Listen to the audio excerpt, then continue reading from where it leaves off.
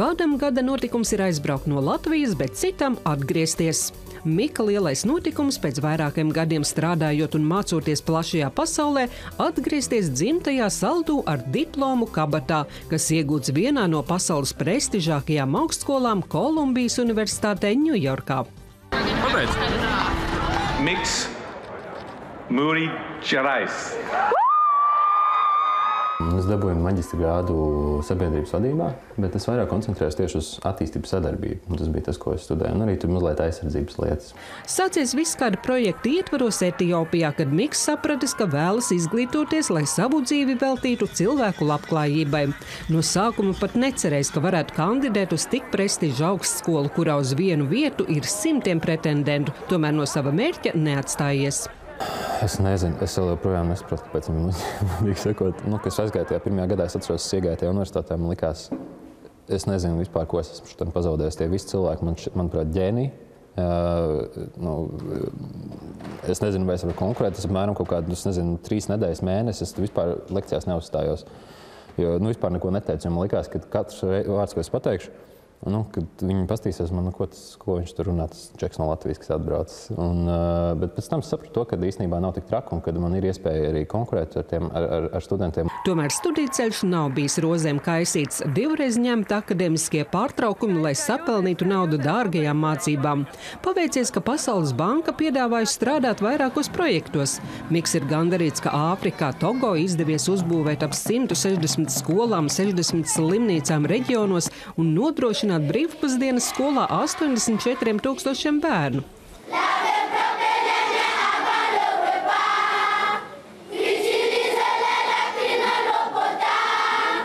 Veselu gadu Miks pavadījis arī Austrumtimorā, veicot pētījumus valdībai un palīdzot attīstīt vietējo infrastruktūru.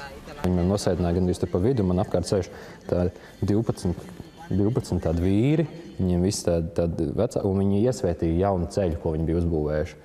Un tad viņiem iznāca tie ciema, viņi saucās lienaini, tie vārdotāji, viņi ir tādi kā ciema šamaņi, kas zina to ciemu vēsturi, un viņi nodarbojās ar visādām maģiskām lietām, un līdzīgi, un tad viņi tur sāka, viņi paņēma tādu kā kazu, upurēja to kazu, viņi paņēma tās kazas asins, salēja ar ūdeni, un tad viņi sāk šļakstīties visu kaut ko. Un es tur tā sēžu, es domāju, kas te notiek apkārtās, kas vispārībā, kur es atrodos šajā momentā. Arī šobrīd Mikam netrūkst labu darba piedāvājumu ar lielisku atalgojumu dažādās pasaules valstīs.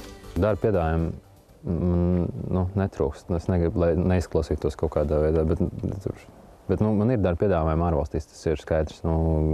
Piemēram, pastāv iespēja, ka tuvākajā laikā man ir jādod uz Afganistānu vai uz Nigēriju. Reti kurš jauns cilvēks pretotos kārdinājumam strādāt labi atalgotu darbu, ceļojot pa pasauli, tomēr Miks sevi redz Latvijā.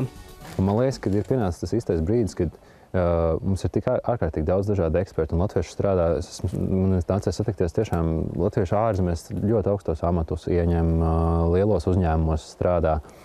Un man liekas, ka ir pienācis tas brīdis un tas pavērsiena punkts, arī skatoties, kāda mums pašreizējā drošības situācija, ka šiem cilvēkiem ir jānāk kopā un jāliek savu enerģiju, savu pieredzi, viss tas kopā. Es domāju, ka no tā šo valstu varētu pārveidot līdz kaut kam, kas pašlaik viņi nav. Nekas nav neiespējams, saka Miks, tā iedrošinot jauniešus realizēt savus mērķus, jo pabeigt pasaules top 10 augstskolu var arī vienkārši puisis no Latvijas provinces. Viss iespējas manā skatījumā. Skola ir pietiekami labi, lai arī viņi neatrodas Rīgā vai viņi neatrodas Rīgas centrā vai tāpat nav ģimnāzijas. Es domāju, jebkurš, kas mācās pat šeit vai citos reģionos, es domāju, viņam visas iespējas izsasties. Tas jautājums ir, cik tu aktīvi ej uz to, ko tu gribi darīt, un cik tu aktīvi iesaisties visādās lietās, kādas tev ir pieejamas, visādos projektos, kas tev ir pieejami. Novēlam, lai nākamā gada notikums Mikam saistītos ar Latviju, kad ar savām zināšanām un patriotismu izdotos, ko vērst par labu mūsu tautai.